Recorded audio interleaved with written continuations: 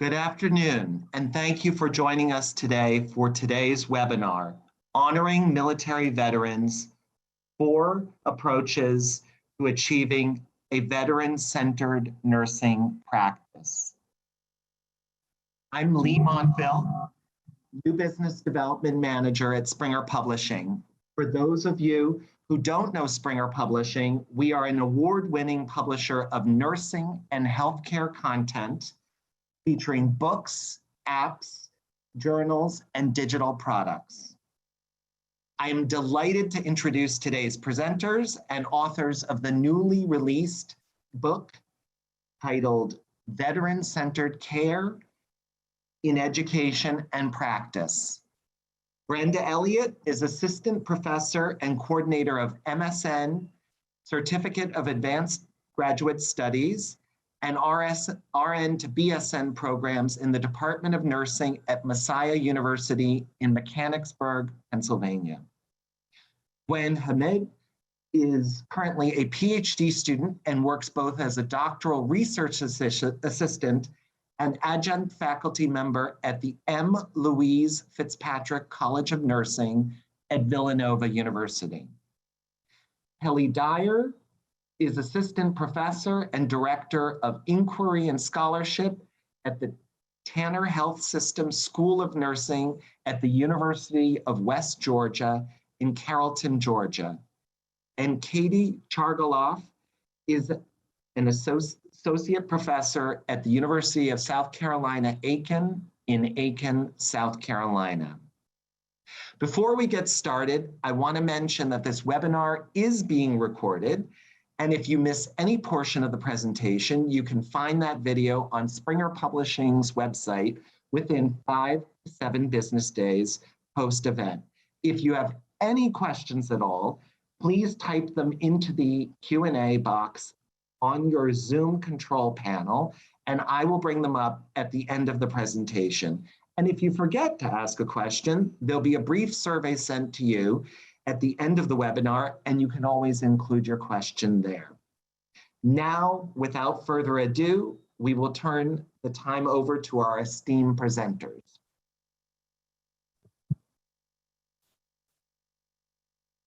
Good afternoon, everybody.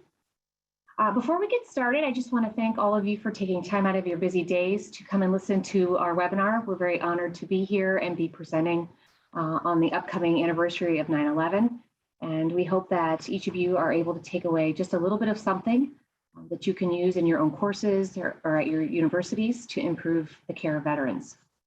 At the end of this webinar, we hope that participants will be able to discuss the impact of military culture that it can have on an individual across the lifespan, discuss the impact of the Mission Act on veterans' health within the context of the community, identify common physical injuries and comorbidities associated with military service, and formulate strategies to enhance nursing students' understanding of veteran-centered care.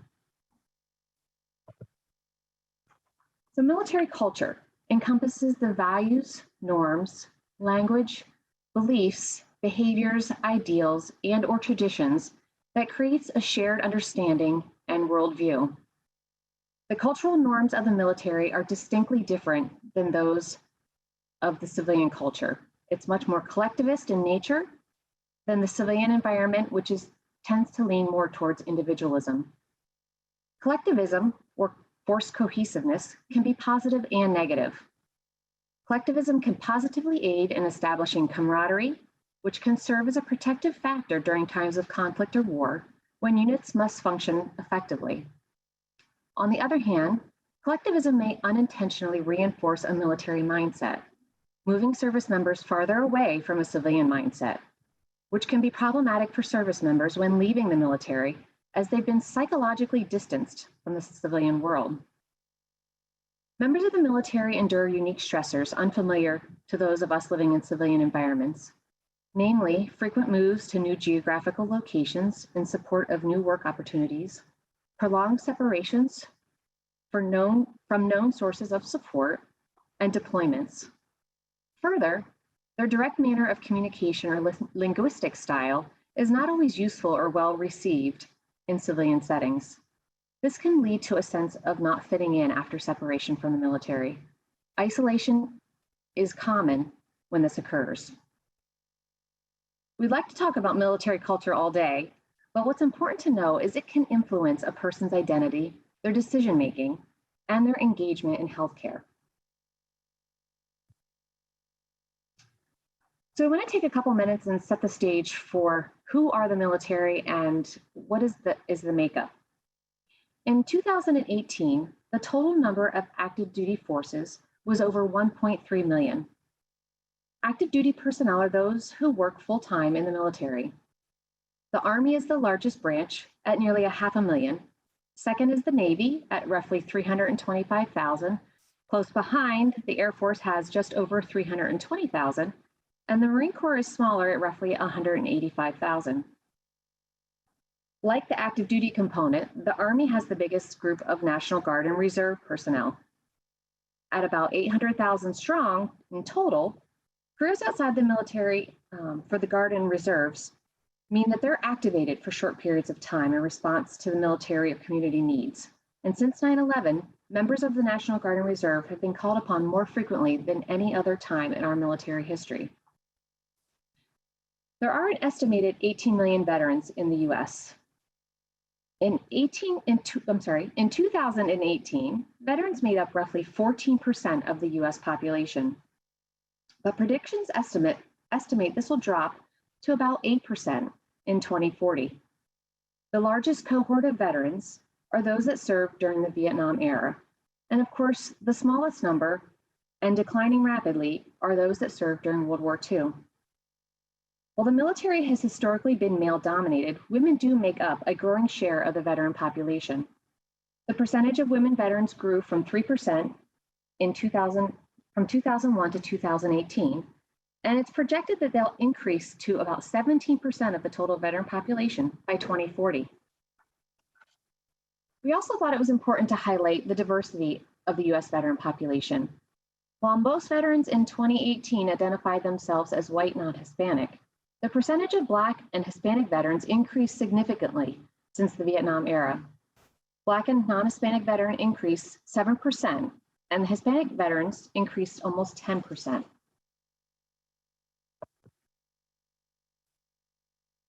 The experience of serving is highly individualized and often influenced by several factors.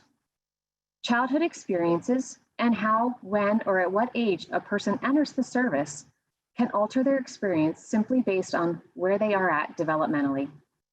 It is important to know whether a person served as an officer or enlisted, or if they served in combat versus service support roles, as all these factors provide context for understanding a person in the military's experience. Deployment is also important to understanding the military and veteran identity, especially the number and durations of deployments and whether or not the person experienced direct or indirect effects of combat. It's important to understand the health effects of military service, including disabilities, upon discharge, may or may not develop until years later, as was the instance with Agent Orange. The military way of life may influence a veteran's identity. The fact is, when a person joins the military, they essentially agree to adhere to all military rules and norms, and in some cases, forgo many individual freedoms. Many take part of their service into the civilian world with them. It just never leaves. This might even include things such as unresolved moral injuries that can resurface later in life. An overarching influence to the military experience is era served. There are distinct differences between those who served in World War II, Korea, Vietnam, Desert Storm, and the post-9/11 era, especially regarding societal support, as well as acceptance of the war and what was happening in the political arena. Additionally, health risks and exposures varied. So I selected a handful of photos because I think sometimes photos can really help us connect with what a patient might be experiencing. And my hope is that these photos will help you connect in some way to the military or veterans' experiences. And the training is the first one in the top left corner. Mental stressors in the middle top, deploying or leaving from home on the right, and then on the bottom, the reintegration and reunion, the effects of all of these things have on their own military families, and lastly, the veterans as they age. All these situations bring challenges and opportunities to a person and their family. Being sensitive to these situations and acknowledging that they can have an impact on your interaction with them in a healthcare setting is really important. Military service may or may not be a meaningful part to a person's life, but for many, it's a highlight in their life, regardless of how long they served, whether it was just a few years or if they served to retirement, which could be upwards to 30 years. It's always good to ask a person about their service and not to assume if it was negative or positive.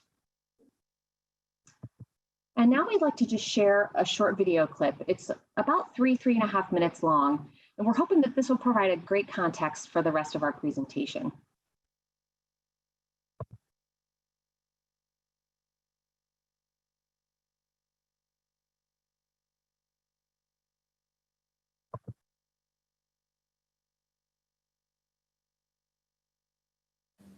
Good morning, everyone. I'm Dr. Van Coots, the President and CEO of Holy Cross Health. And I'm so sorry that I can't be with you in person, but I do want to welcome you to our facility for this great Emergency Nurses Conference. You have some very timely topics, and I'm particularly interested in the 3 military topics. As you know, we're seeing more and more veterans with PTSD and comorbidities in the ERs. And sometimes we're seeing veterans without even knowing it. Sometimes that patient who comes in for a chronic knee problem may have more going on. But if we never ask about military service, we won't know who or what may be behind that knee. Now hold on just a second and allow me to start over.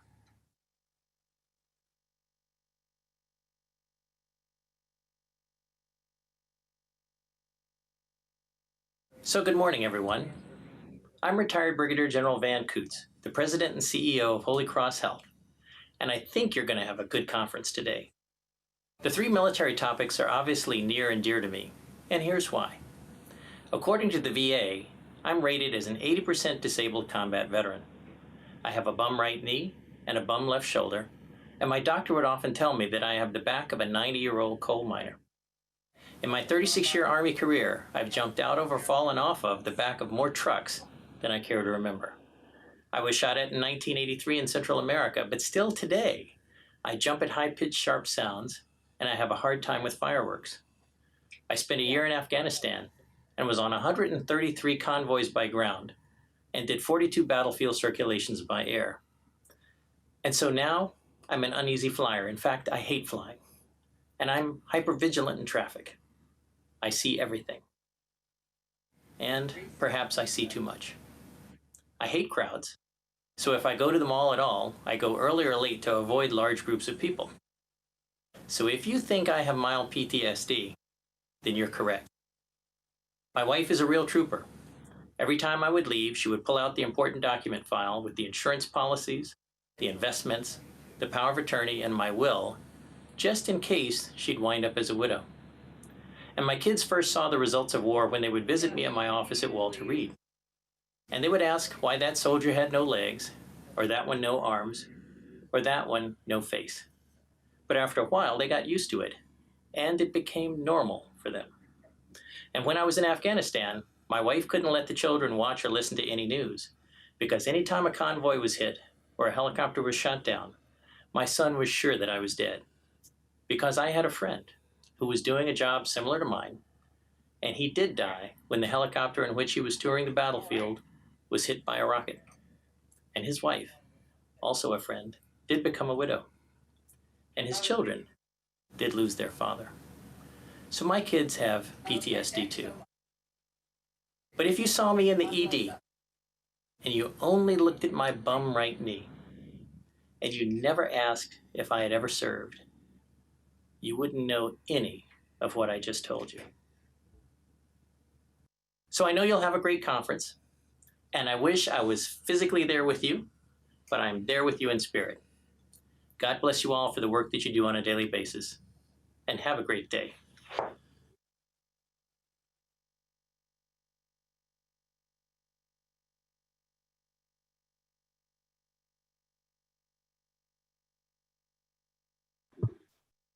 Okay, I hope you all enjoyed that little bit of video to provide some context.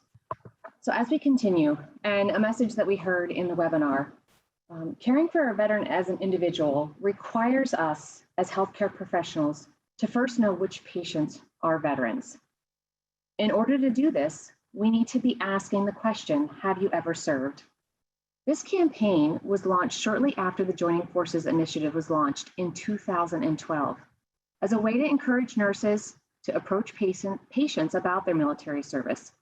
Hopefully after watching this video and hearing what was shared thus far gives you a sense as to why this could be important in providing patient-centered care. Without asking the question, you may never learn of the potential past experiences that could influence care that's needed now. Some service members may not want to talk about their service. So once you learn if they've served, it's always a good idea to ask if it's okay to talk about their service. This demonstrates a mutual respect. At this time, I would like to pass off the presentation to my colleague, Gwen Hamid, who's going to talk about veterans in the community and the Mission Act. Gwen? Thank you, Brenda, and thank you everybody for joining our webinar today. I think you can tell we're all very passionate about this topic and about bringing you more information about it. So I am going to speak to you about veterans in the community and about the Mission Act. But first I want to provide a little bit of context about the Veterans Health Administration, also known as the VA. The VA is where veterans, not all, but eligible veterans, are able to go to access health care after they either retire or are separated from service. The Veterans Administration is the United States' largest integrated health network across the entire United States, the largest health network. It is composed of 171 VA medical centers and over 1,100 outpatient centers. The VA serves over 9 million veterans and has an annual budget of around $68 billion. The VA is staffed by highly trained healthcare professionals who have intimate working knowledge and competency around the unique healthcare needs of veterans. So why is it important for nurses to have cultural competency in working with veterans? I think Dr. Coots' video just beautifully demonstrated the answer to that question better than I ever could. But I'm going to give you a little bit more context about nurses and how they may be encountering veterans. So while not all veterans are eligible to utilize the VA, about half of veterans who are eligible do not access their care through the VA. So when you graduate from nursing school, you can go work in the VA if that's where you would like to work, or you can go work in the private sector. So working in the private sector, you are highly, highly likely to encounter veterans without knowing it, as Dr. Coots kind of pointed out. So because you are highly likely to encounter veterans and their military service may have had such a profound effect on their lives and their health, it is important for you to ask the question of, have you ever served? In addition to this situation of nurses serving veterans both in the VA and in the private sector, the Mission Act, which I'm going to talk to you about in a minute, is going to increase the odds that nurses working in the private sector will come into contact with veterans and need to provide them with competent care. So the Mission Act was signed into law on the 75th anniversary of D-Day on June 6, 2019. And as with everything else in the military, mission is an acronym. Everything is an acronym. The Mission Act stands for Maintaining Internal Systems, Strengthening Integrated Outside Networks. So I'm going to focus today on 3 key outcomes of the Mission Act that will affect the lives and healthcare of veterans and affect the need and impact the need for nurses to have competence in dealing with veterans issues. Okay, so one of the main things that the Mission Act does is it extends community care to veterans. So if you're a veteran who is eligible to have care at the VA, there may be some reasons why you may choose to seek care outside of the VA. And the Veteran Act addresses these issues. So for example, if a veteran has called the VA for an appointment and they have a really long wait time. By long wait time, I mean greater than 20 days of waiting for a primary health care appointment or for a mental health care appointment, then they would be eligible to seek care in the community at a VA approved location. If the veteran lives a very long distance to a VA facility, and by long distance, I mean greater than a 30-minute drive for a primary or mental health care visit, or greater than a 60-minute drive for a specialty care visit, then they may also be eligible to seek care in the community. Other circumstances that would, the Mission Act would help veterans to seek care in the community would be if they needed a service that was not available through the VA, or if the VA did not meet quality standards for the needed service. And then there's one other caveat. If a provider at the VA determines that it may be in the veteran's best interest to seek care in the private sector, then they can approve that and the veteran can then seek care in the private sector. Once the veteran is approved for care in the private sector, the VA will then assist them in actually locating a care provider that can help them. They can assist the veteran in making appointments and scheduling appointments, and they can facilitate health information sharing between the VA and the private sector, which is really crucial to ensure transitions in care and safety between what's happening for the veteran in the VA and in the private sector. Next slide. Another thing that the Mission Act does is it extends the program of comprehensive assistance for family caregivers, or the PCAFC. Prior to the Mission Act, this program provided assistance for family caregivers of veterans who either sustained or aggravated an injury or an illness as a result of their military service after September 11th, 2001. The Mission Act further extended the PCAFC to veterans that either aggravated or sustained an injury prior to 1975. So what this program of comprehensive assistance for family caregivers of veterans does is it provides support, training, and respite care for veteran caregivers.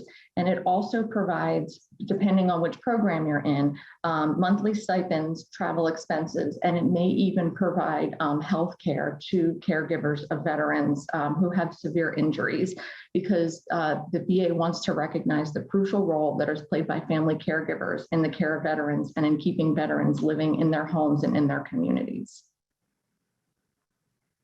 And finally, the Mission Act helps the VA recruit and retain quality healthcare providers. So it does this in several ways. One way that it does it is it provides incentives for in-demand professionals, including nurses and physicians, to be recruited into the VA rather than into the private sector. It does this by increasing the dollar amount of debt reduction programs that veterans are eligible to receive, or that people that are going into medical or nursing professions are able to receive. It also provides scholarship programs to fund medical education specifically for veterans that are attending a select number of medical colleges or universities in the United States, in the hopes of increasing the diversity among the medical workforce so that veterans can serve veterans. So these are veterans who are going to become doctors and then work in the VA system. So this provides scholarship programs under those circumstances. And it also establishes the role of a peer specialist that works in VA medical centers and supports what are known as patient-aligned care teams, or PACT teams, across VA medical centers. And what PACT teams do is they coordinate and co-locate services for primary mental health, behavioral health, and substance abuse disorders, all in one setting, so that the veteran doesn't have to travel to multiple sites to get the care they need. It's kind of like a one-stop shop. So the Mission Act establishes specialists that all they do is coordinate this care within PACT teams. So these are some of the reasons why it's important for nurses, whether they work in the VA setting or in the private sector, to really have strong working knowledge of veterans' issues, of the VA, and of different programs that are available to veterans. The Mission Act is especially important, especially the first part about allowing veterans to access their care outside of the VA. I just want to make a point. This is especially important for veterans that live in remote areas or rural areas that may be underserved and not have a VA medical facility close by, so they can then seek the care that they need in their community. And I'm going to turn it over to Kelly Dyer next. She is going to talk to you about physical and comorbid health conditions for which veterans may be seeking care. Thank you, Gwen. So now we're going to take a look at some things that may happen with members of the military and then carry over with some lasting effects while they are veterans. And this includes occupational and environmental exposures. And we'll also take a look at some common physical injuries that might occur during military service. So let's start with occupational exposures. Noise is one occupational exposure that military members have in common across all branches and areas of service. Decibel levels tend to be very high in the work of the military, and that noise that they're exposed to comes from many sources. Those sources can include aviation noise, such as planes or helicopters, munitions noise, such as guns or explosions from weapons, and transport noise, such as riding in a convoy or repairing and maintaining equipment. This noise can result in hearing loss and tinnitus that is permanent and lingering. The Department of Defense has enacted some efforts to reduce noise exposure that includes ear protection that does require proper fit and use of the equipment to be effective. Radiation exposure occurred during the use of atomic weapons in World War II, but it also has occurred more recently and can include exposure through industrial or research settings, healthcare facilities, working in nuclear power plants, or even handling nuclear items. This type of exposure can cause several types of cancer or cataracts. Asbestos exposure is also a risk, especially when the fibers become airborne. Asbestos exposure can result in pulmonary disease, but the symptoms may not be evident for more than 20 years after the exposure. The veterans who have worked in milling, shipyards, demolition of buildings, or carpentry may have greater exposure to asbestos. Those who served in Iraq and the surrounding regions might have had increased exposure from being around damaged older buildings.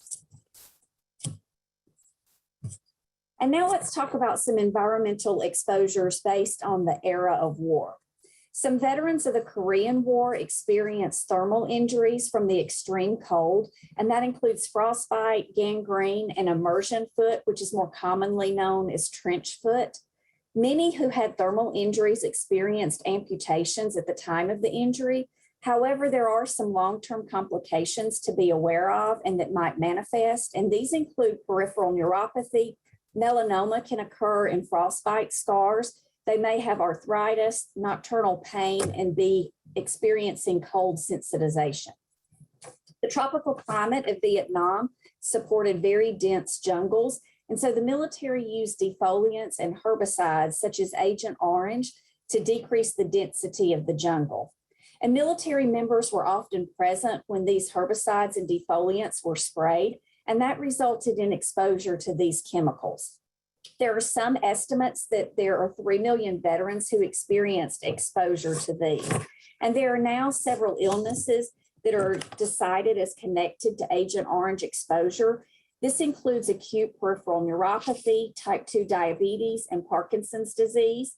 And the VA also recognizes some birth defects as associated with children of women who served in Vietnam. Environmental exposures occurring in Gulf War era veterans include the multiple immunizations that were necessary to travel to the Gulf region. And these included immunization for anthrax and botulism. There were some additional exposures during the Gulf War era that included oil well fires, depleted uranium, pyridostigmine bromide that was used as prophylaxis against nerve gas, and exposures to sand, dust, and particulates. And each of these exposures alone or in combination might contribute to what is known commonly as Gulf War syndrome or Gulf War illness. The VA officially recognizes this as chronic multi-symptom illness. And there is a registry through the VA that Gulf War veterans can enroll in. Veterans and military members who served in the Iraq War or more recently in Operation Enduring Freedom in Afghanistan may also have experienced environmental exposures. The VA is still gathering data on the long-term effects from these exposures, which included burn pits for solid waste disposal or the sulfur fire that occurred in 2003. The burn pits and the sulfur fire did result in some short-term pulmonary symptoms, and we don't yet know the long-term effects of these. Some veterans in Iraq were exposed to chromium, and this caused nasal irritation, ulcers, and also septal and nasal holes. And there is a surveillance program for veterans who have had these types of exposures. Veterans who experience chemical exposures often describe these as toxic wounds, with the long-term effects depending upon the type of agent to which they were exposed. And now let's talk about some physical injuries that might be common to military experience. And many of these common injuries do have some shared risk factors. So as a result, one injury is often comorbid with another injury or illness that occurred during training and service. So as a result, many veterans will separate from service with one or more health needs that may become chronic. Military members are very much like tactical athletes because of the rigorous requirements that are necessary for maintaining physical fitness and their job readiness. And this rigorous training includes activities that place stress on the joints, and this often occurs while they're carrying heavy equipment, and that further stresses the body. This likely explains why the high rate of musculoskeletal injuries is present among members of the military.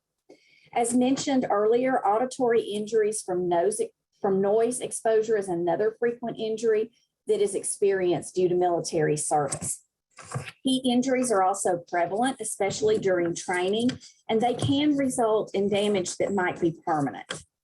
One concern related to veterans is Gulf War illness that I mentioned earlier, and determining the etiology of this is difficult. There are a variety of causes that have been proposed for this, but what you do need to know is that the symptoms include fatigue, mood and cognitive problems, pain, gastrointestinal symptoms, and memory problems. As I mentioned before, musculoskeletal or orthopedic injuries are common. This can include minor injuries such as sprains and strains and arthritis, but it also could include osteopenia and osteoporosis, both of which may go undiagnosed. And this lack of diagnosis is likely because the majority of veterans are men, and osteoporosis and osteopenia are traditionally viewed as diseases of women. Limb trauma is another orthopedic injury that in more recent wars is likely due to explosions. And these explosions can cause severe damage or require emergent in-field amputations. In the pre-Gulf War eras, such damage likely would have resulted in death, but there's been significant advances in battlefield medical care that increases the likelihood of avoiding battlefield amputation or death.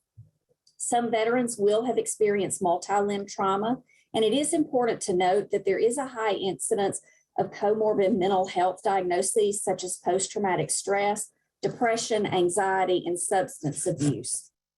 The final common type of injuries to talk about are neurological in nature, and the first I want to mention is spinal cord injury.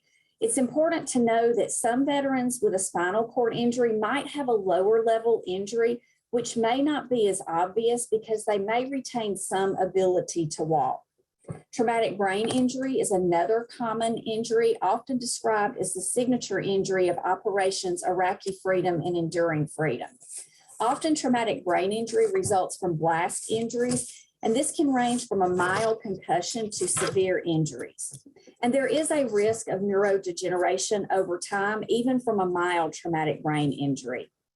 And finally, pain is a neurological effect to military service, with most veterans living with some degree of chronic pain.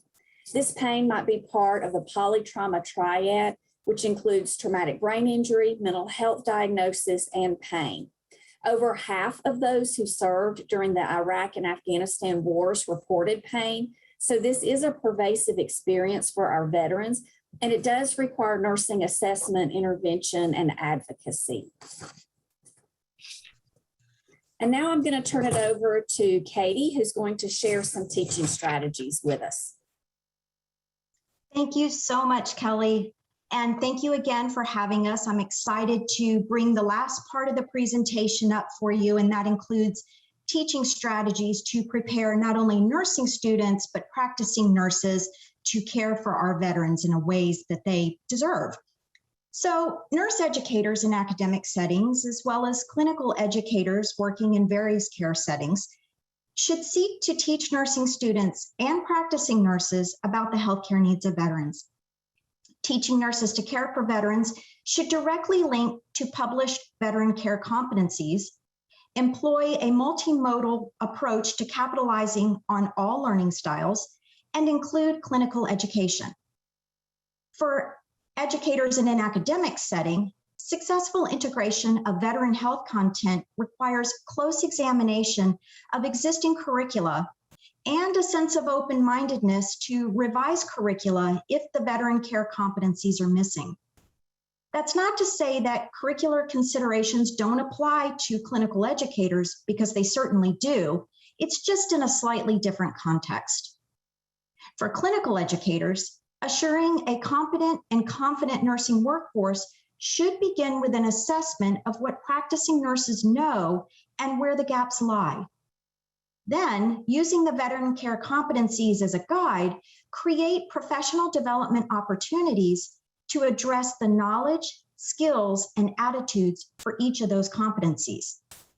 So let's take a closer look at what those veteran care competencies are. Thank you. Published veteran care competencies can be grouped into one of three categories: cultural competence, physiological impacts of military service, and the sequela of psychological stressors of military service. So the cultural competence category includes military culture, the military way of life, the VA, and advocacy, much of what we've discussed at the beginning of this webinar. The physiological impacts include traumatic brain injury, amputation, any types of chemical or environmental exposures, and disabilities resulting from military service. And finally, the sequela of psychological stressors associated with that military service can include post-traumatic stress disorder, suicide, substance use disorder, and even homelessness. Spanning across multiple veteran care competency categories is military sexual trauma and the care of the veteran at the end of life. So we encourage all educators to use the veteran competencies as a foundation for teaching and learning, or even professional development. The teaching and learning process involves planning and implementing experiences that are intended to assist students to meet the learning objectives. To be most effective, activities should promote active learning, engagement with the information, opportunities to integrate new information with existing knowledge, and also build upon what is already known. On this slide are a collection of learning strategies broken down into categories including technology, group learning, application and critical thinking, as well as reflection. And I'll spend just a minute or two talking about some of these more common activities. So simulation under technology is a widely used learning modality in higher education and even clinical practice because it mimics real-life experiences in a safe environment where mistakes can be made, yet no one gets hurt. Simulation would be an ideal modality for helping students, as well as experienced nurses, practice communicating with a veteran, or to transfer knowledge or enhance critical thinking, or even to care for a veteran with a sensitive health issue, maybe like military sexual trauma. Case studies are another common way of linking didactic content to clinical practice to build critical thinking and clinical reasoning. Educators could even link these case studies to other modalities to enhance its usefulness. For example, maybe students are asked to locate an article and support their responses to the class discussion, or maybe a modified journal club could be employed where students could investigate the strengths and weaknesses of an article.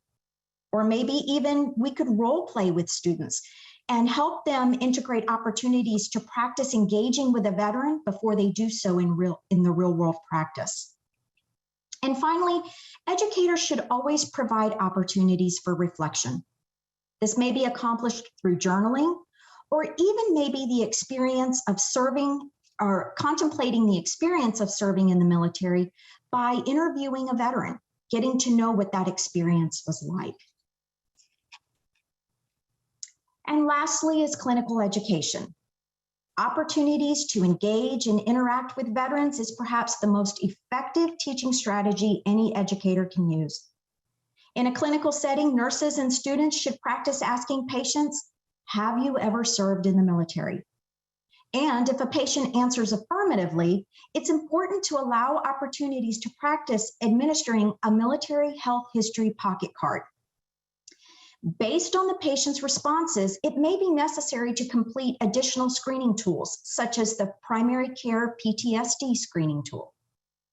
And additionally, veteran videos on maketheconnection.net can be used as a clinical scenario to facilitate maybe a post-conference clinical activity or maybe a discussion with a practicing nurse.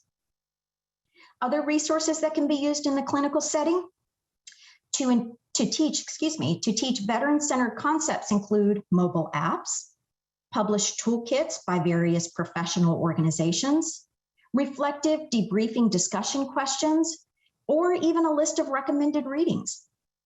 Thankfully, there are many teaching and learning resources that are available to educators to help practicing nurses and student nurses begin developing a culturally sensitive, veteran-centered nursing practice. And now I'm going to turn it back over to Lee to guide us through the questions. Thank you, Katie, and thank you, all of our speakers. We will go ahead and take some time for questions now. Just a reminder to everyone that's attending, please type any and all questions you have in the question box on your control panel. I've seen that there are already some questions, and we'll be asking those, but we appreciate you all reaching out. So for the 4 of you speakers today, Lisa has asked, are the speakers veterans? And Kathy has asked, what is your background in working with the military or veterans? And what connections do you have with them? So if you can answer that, that would be awesome. Okay, I'll be happy to start out. I was an Army nurse for 4 years. My entry into practice was in the military. And my spouse is a retiree of 25 years. And with Katie and one of our other colleagues that helped us edit the book, Dr. Patterson, we've been doing research on veterans' health and student veterans as nurses for about 8 years. I'll piggyback off of that. I am a military dependent. My father served in the military, and my husband is a 21-year veteran in the United States Air Force.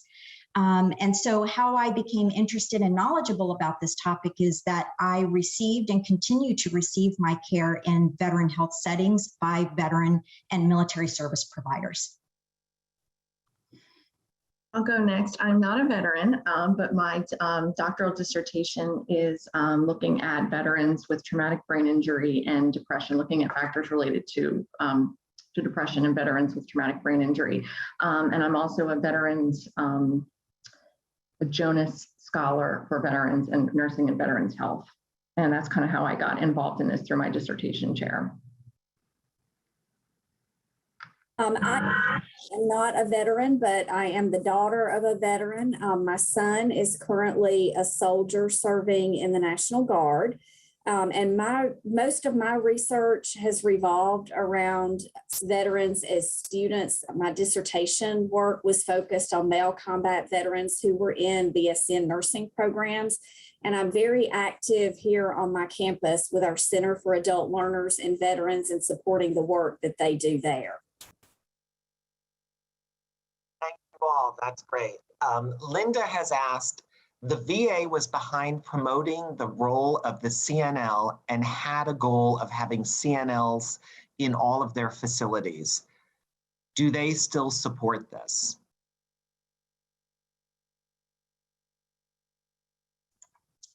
I can't speak specifically to CNLs. I am not one, but I will say that there are still active strategies to bring practitioners to the bedside to facilitate a veteran-centered practice.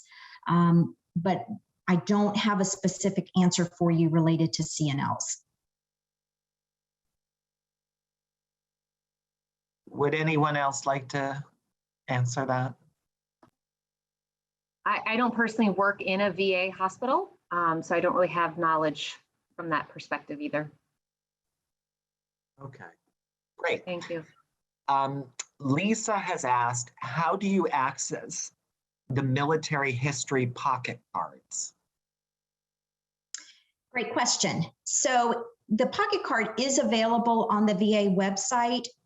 Lee, if it's possible, could you place the web address into the Q&A box so that any of our viewers would be able to just click right on that link and be able to access it?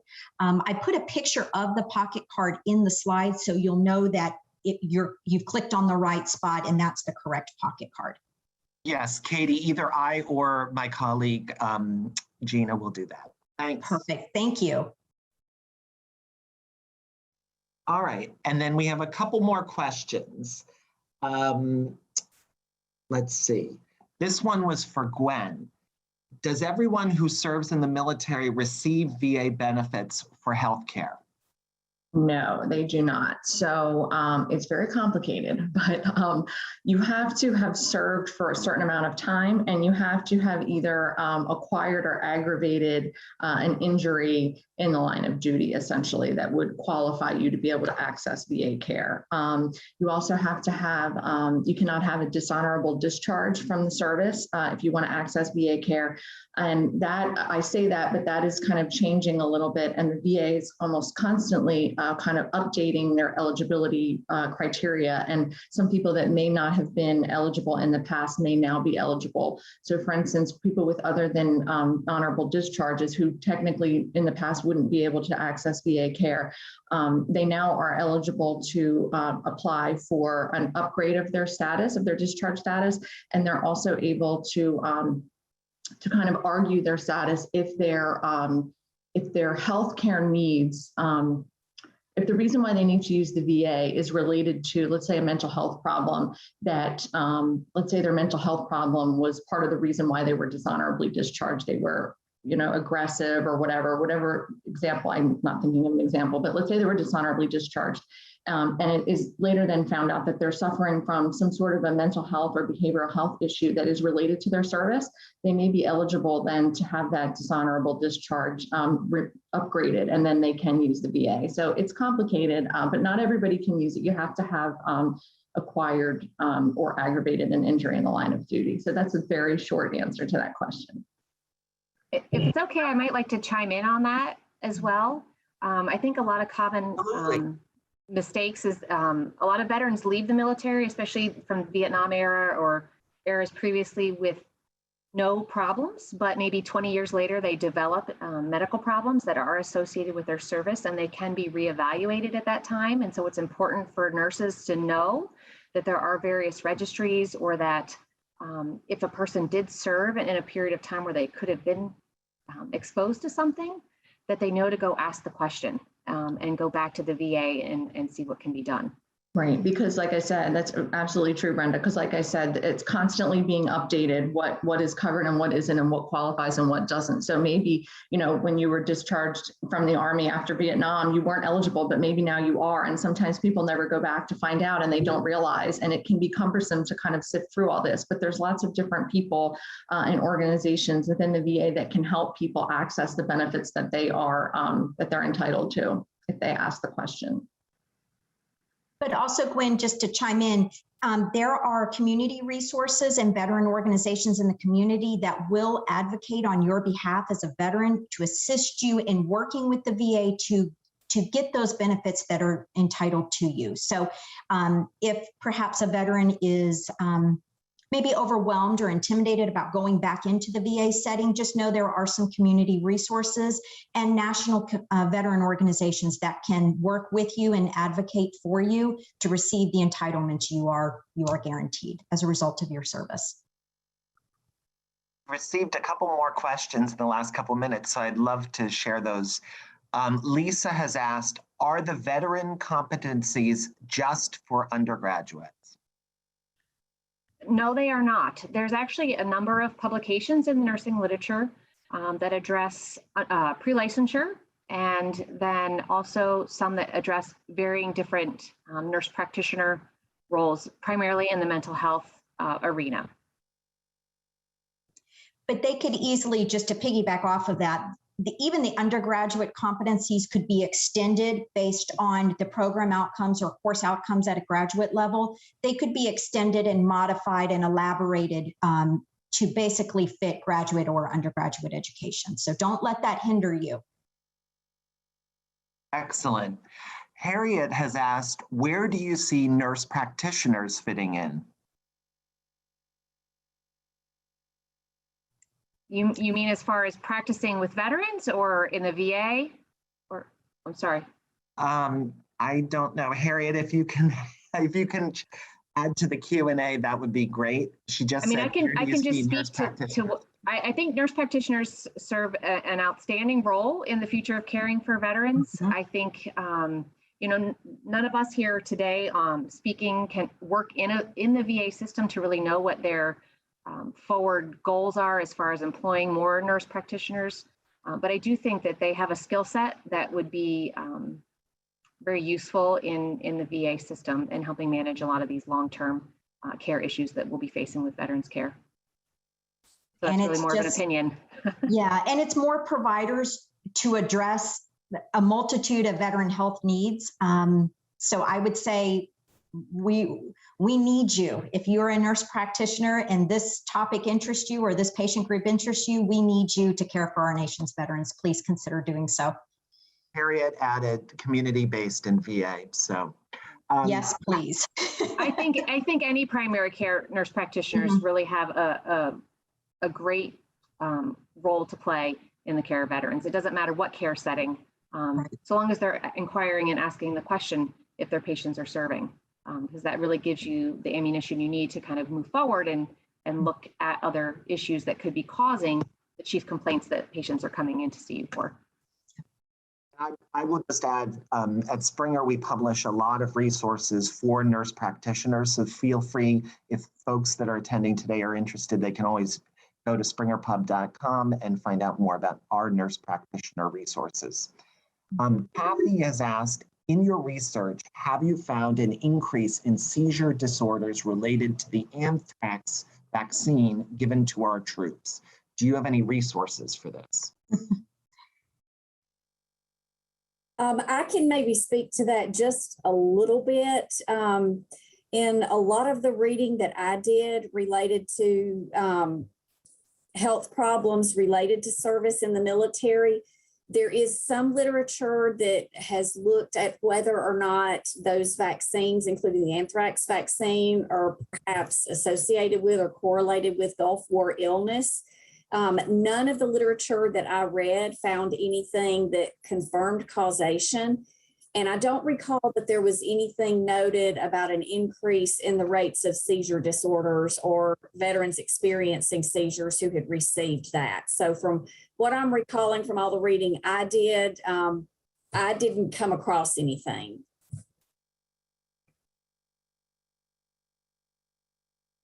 Great. Would anybody else like to add to that? Kelly would be our expert in that particular area, so we'll defer to her.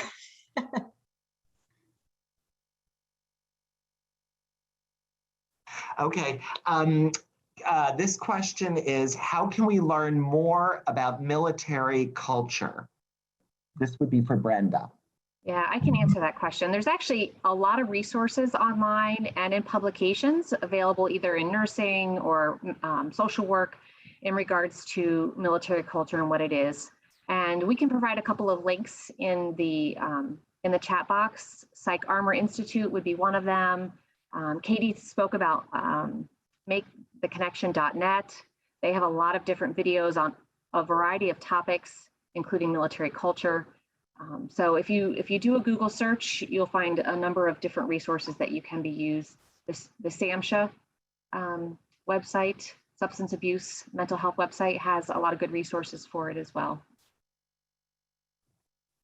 Great, thanks for that. And we can include in our follow-up links to some of those. And then finally, this question is for Kelly. I've had a few students in my classroom that are veterans, and sometimes I worry that they may have some residual injuries from service. Can you talk about things that we should be aware of? So that is a great question because we know we are seeing increasing numbers of veterans and even military members who are still active duty who are attending colleges and universities. And the first thing that I would say is that even though there are some injuries that are common to members of the military and veterans, not everyone who served will have some type of an injury. And even if they did have an injury during their time in service, it may not have resulted in some type of a permanent effect or disability. So one thing is to be aware that they might have some residual physical effects of their time in service, but not to assume that every veteran has had an injury. And even if they have, it may not be one that would affect their learning. One key thing in the research I've done is that student veterans don't want to be treated any differently than anybody else, but they do want us to respect that time that they spent in service. So one thing is to not single out. You don't want to ask students to identify themselves as a veteran, even on, certain days like Veterans Day or Armed Forces Day. You don't want to ask veterans to raise their hand or, identify themselves that way, but do make yourself available to them, engage with them, find out about their service. You can use some of the advice from the pocket card and ask students, have they ever served, and ask them if it's okay to talk about their time in service and how that might affect them as a learner. Some practical thing, because we know that some members of the military may have auditory challenges. You want to make sure that as you're teaching, that it's at a volume that's easily heard. Some veterans will have visual impairments. And so you want to use best practices for print resources with font that's large enough to be easily read.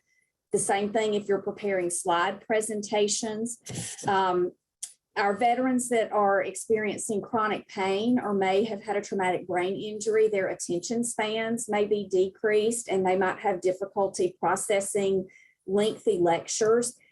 So even the good practices we would have with any student, breaking up our lectures and class time into chunks and blocks of time, allowing students to choose where they want to sit, where they feel the safest, where they can see and hear the best. Allowing them to get up and move if they need to, because that might help with their pain and might help them refocus. A main thing is knowing what resources you have on your campus, both to support learning and also to support veterans. Great. Thank you so much. All right, so we're almost at the end of our hour. So Brenda, if you can move to the next page, that would be great. We just wanted to reiterate to folks, if you forgot to ask a question, you can add it to the brief post-webinar survey and we will email you our answers. If you're interested in seeing sample chapters or purchasing the presenter's new book, Veteran-Centered Care in Education and Practice, you can find information on springerpub.com/veteran-centered care in education and practice. And we are also offering, as you can see on your screen now, 25% off of the purchase of this book today for all the attendees. To get that discount, all you need to do is include the discount code webinar25, all one word, at the checkout on springerpub.com, and the discount plus free ground shipping in the United States will be applied. So we thank you for that. And I want to wrap this up today by thanking everyone. Thank you to all of our speakers, to all of you that have stayed with us for this hour. It was a pleasure being with you today. And the recorded session will be available on springerpub.com/videos in 5 to 7 days. And to see a list of Springer Publishing's upcoming webinars, go to springerpub.com/events and webinars. Stay safe and be well. Thank you again for attending today and have a great rest of the day.